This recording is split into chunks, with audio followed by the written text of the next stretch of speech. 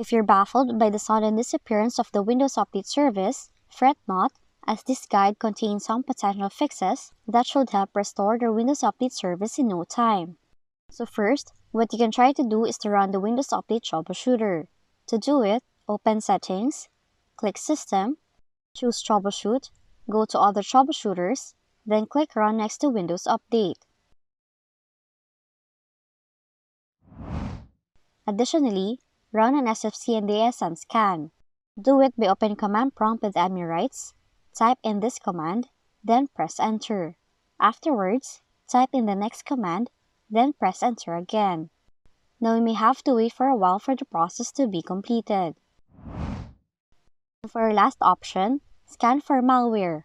Do it by opening Windows Security, select Virus and Threat Protection, click Scan Options, select Full Scan, then click the Scan Now option.